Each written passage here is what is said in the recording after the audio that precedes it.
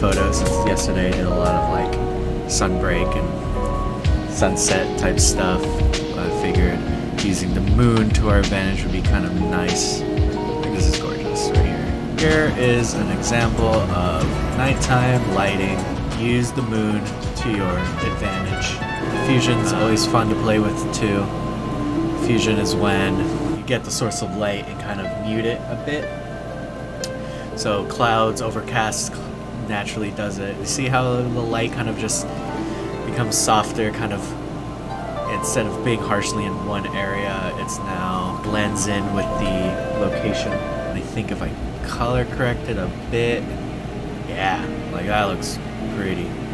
Get the flowers. I don't even want Jin in the photo. Like he's just too distracting in the photo.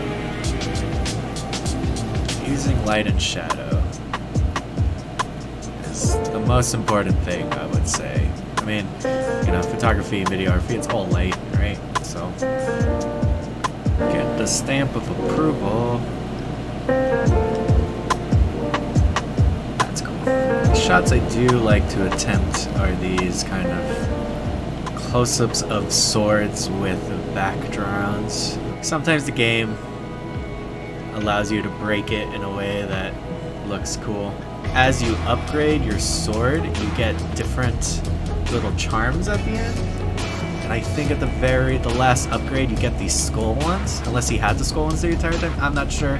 Someone could correct me on that. But I swear it was different when I first started. Depth of field really helps here. Get the focus on whatever you want. Look at that though. That's super cool. I'm proud of that one. I like that one. Yeah, even better. Oh god, this is so pretty though. This game. I mean to do one thing and then I completely get distracted. Wildlife photography. Maybe I'll do that for another episode. We find the Tsushima deer in its natural environment. And look at the deer butt. Butt shot. Could look really... Oh, it cut off his hand. That's nuts. Look at that, his hand's gone. Oh. The sword like completely flew out of his hand. What's up with that? Jin, can't hold on to your sword? What's up, man? I'm gonna give him the surprise look.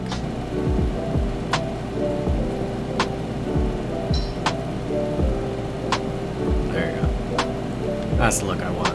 I'm fitting in with my fellow Fundoshi bros. I'm gonna make the coolest album cover all time.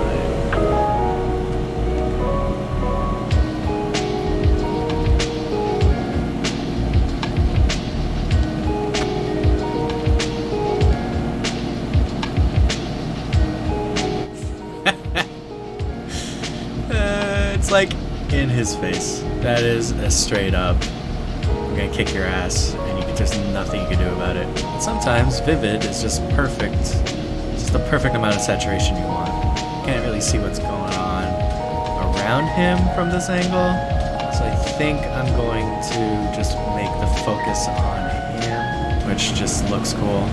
Sometimes, just by accident, you find a perfect angle. I do love if you mess with the depth of field and something like this where you could start from everything in focus and then just pushing it to the right and you just slowly see how the image just slowly gets more blurry as you go. Let's look how it looks like in Maple. Wow, look at that. Stylized for days. Gorgeous.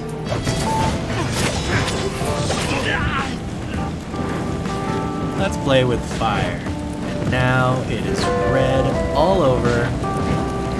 And nighttime really helps pop those reds when you want them.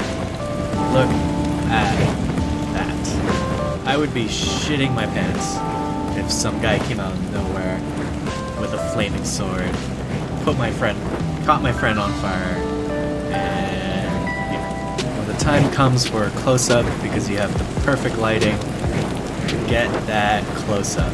It's my motto. Any advice on making silhouette photos? The most important thing about a silhouette, you gotta make sure The light is behind your subject. So yeah, make sure the sun's behind your subject, whoever it is. If it's Jin, if it's a Mongol, if it's whoever. And then play around with where the sun is and where you can like get this, get the camera to be.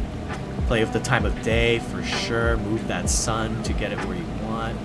And then if you want to stylize it, put it in a black and white like that.